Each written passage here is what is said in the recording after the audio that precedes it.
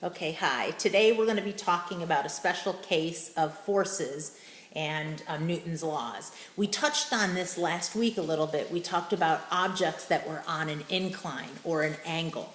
So we have a thing called inclined planes. Now an inclined plane is going to be a plane here and it's going to be moved up. So we're talking about a ramp or some sort of wedge.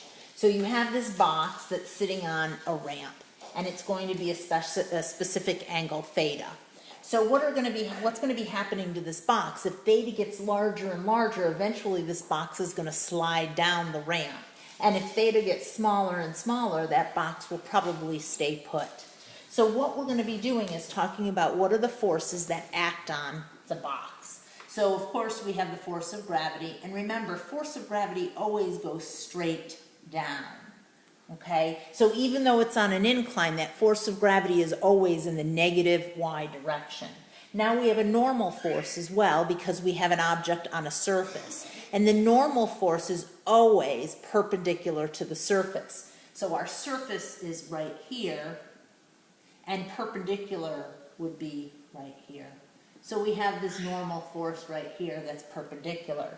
And if this box were to move, it would slide down the hill. So that means that the force of friction always opposes the direction of motion. And so in this case, we're going to have a force of friction right here that would oppose its possible motion down. So if you look at this, these forces are all in weird spots, and it's really hard for us to figure it out. So if I kind of erase this here and I extend this line here, we have our free body diagram right here. Well, one of the ways that you can see is that the normal force and the force of friction are 90 degrees from each other.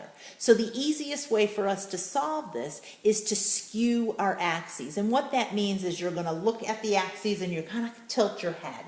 So you end up with an axis right here where the x-axis is along the surface and the y-axis is perpendicular to the surface. So if we do this, our box now sits here along this surface, and you can see that our normal force is this way and our frictional force is right along the axes here, and then we're going to have our force of gravity that's going to be here at a special angle, and we're going to talk about how that looks in just a second. So we're going to skew the axes, and you can see here that two of the vectors will be right on the x and the y axes, and only one of them is not.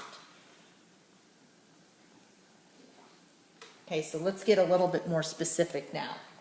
Okay, I have this box, what we talked about. We have the normal force. If I now take this and I skew it back using that same components here, so now we've moved it this way and now we're going to move it back, keeping these components with it.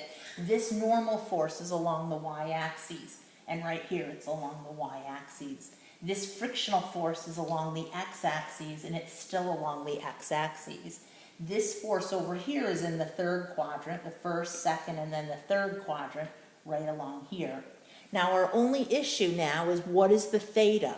Remember, for us to break our vectors into components, it has to be the angle from the x-axis to the vector. So we're talking about what is this vector right, or what is this angle right here, or in this case, what is this angle right here? So if you can see that this is a triangle right here, you can say that this is theta, and then this angle is 90 minus theta. So this is the angle that we're going to be looking at. So down here, what we're going to do is we're going to do what we did last week, and we're going to add up all the vectors that are in the x direction, and then we're going to add up all the vectors that are in the y direction. The first thing that we're going to do is we're going to start, and I like to start on the x-axis and move around counterclockwise with all my vectors. So my first vector is the force of friction, and that is on the x-axis. So I have a force of friction, and it's going to be cosine, and it's going to be the angle between the vector and the x-axis. In this case, because they're both on, the vector is on the x-axis, the angle is 0 degrees. Okay, now I'm going to go around counterclockwise, and I'm going to have Fn. So I'm going to have Fn cosine, and the angle is going to be from the vector to the x-axis. In this case, it's 90 degrees. And now I'm going to worry about this FG. Now FG is not on the x-axis or not on the y-axis, but we have to find out what it is. So we're gonna say, we're gonna have FG cosine, and the angle is going to be the angle from the vector to the x-axis, which is 90 minus theta. And because if I were to break this, push this to the x-axis, it would be in the negative direction, this is what we're going to be dealing with. And we're going to do the same thing for the y. But before we do this, what is cosine of 0 degrees? Well, it equals to 1. So we're going to have the force of friction plus, and what is cosine of 90 is 0, so this goes away. And over here we're going to have minus FG cosine 90 minus theta. And that would be the sum of the forces in the x, or this is F net in the x direction. Now we're going to do the same thing with the y direction. So we're going to use the same equation, but we're going to do sine. So F of F sine of 0 plus Fn sine of 90. And then if you look here, once again, if I push it to the y-axis, it's going to be negative, so negative Fg sine of 90 minus theta. So this ends up being our components in the y direction. Well, sine of 0 is 0, so that goes away. And then we have Fn sine of 90, which is 1, minus Fg sine of 90 minus theta.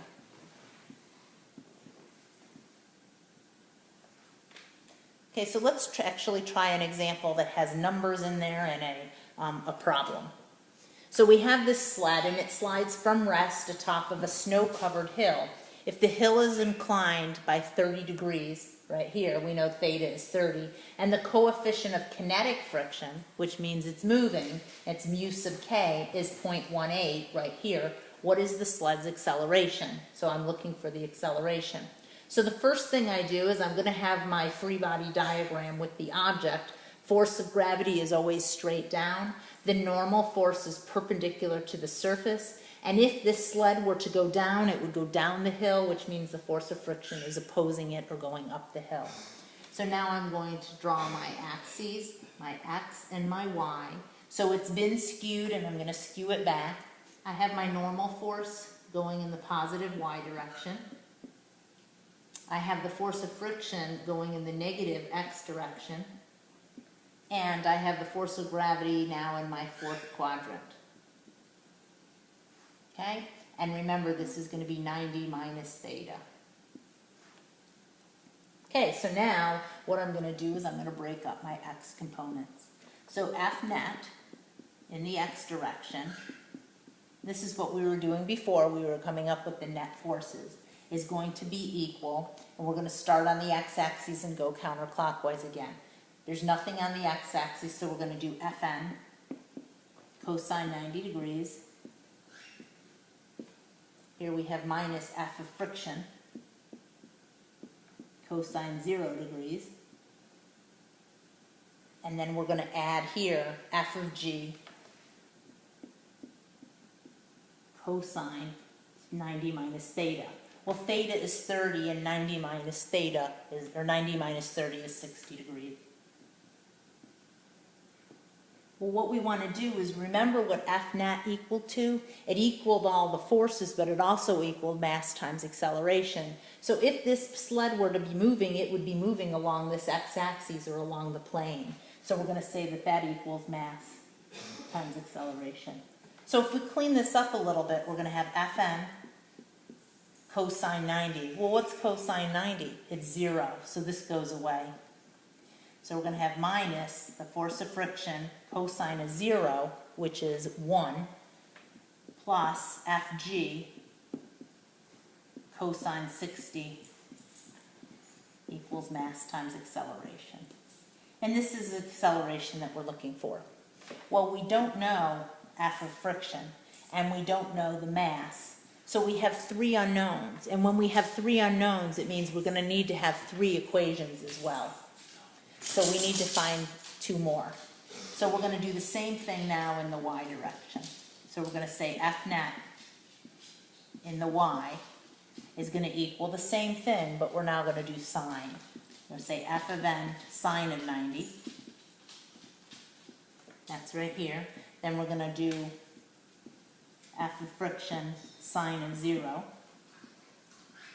And then we're gonna do F of G. And if you look here, and if I were to push it to the y-axis, it's gonna be pointing in the negative y, so it's gonna be minus Fg sine 60. And in this case, it would equal mass times acceleration as well. But what is the acceleration in the y direction? In this direction here, or in this direction here, it's gonna be equal to 0. Okay, so now let's clean this up. Sine of 90 is 1, so we're going to have f of n. This goes to 0 minus fg sine 60 equals 0. So if I bring it over, I have f of n equals fg sine 60. Okay, so now I have, let's see, I have no, still my 3 unknowns, but I know that my friction force is equal to my normal force times mu k. Well, now I know what my normal force is. So my friction force is equal to Fg sine 60 times mu. And I'm going to plug this in for this. Okay, so we're going to do a simple substitution here. And I'm going to write negative Fg sine 60 mu plus Fg cosine 60 equals Ma. So our unknown is A.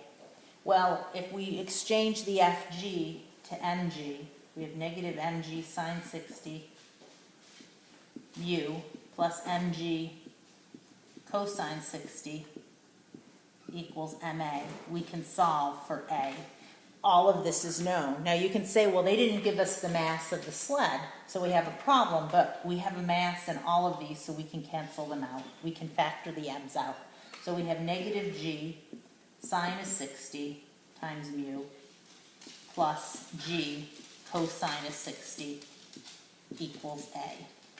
And if we put our numbers in here, we can easily find that g sine 60 mu is negative 1.53 plus g cosine 60 is 4.9, and that equals A. And doing a nice clean addition or subtraction, 4.9 minus 1.5 equals 3.37 meters per second squared. And that is your answer. What is the sled's acceleration?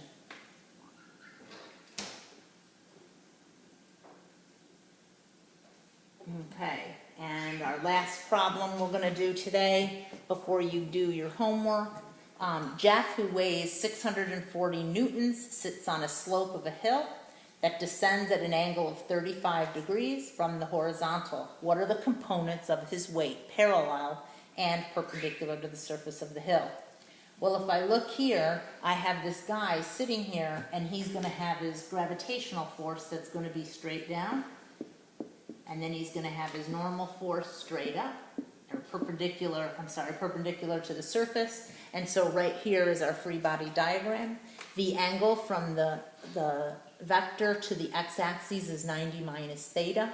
And if I skew it back over here, I'm going to be able to do my x component. So my x component is going to be, there's none on the x, so it's going to be Fn cosine 90. And then I'm going to go to Fg plus Fg cosine 90 minus theta. Okay, so we know Fn cosine 90, this ends up being 0. So we have Fg cosine of 55 degrees. And that is the x component of the force of gravity. Now we're going to do the y component. I'm going to say Fn sine of 90 plus Fg sine of 55. And those would be our y component. So these are going to be the y component, and here is the perpendicular. The x component is going to be the parallel. Okay, so don't forget to do your Edline assignment that goes along with this, and tomorrow we're going to work on inclined planes in class. We'll see you tomorrow.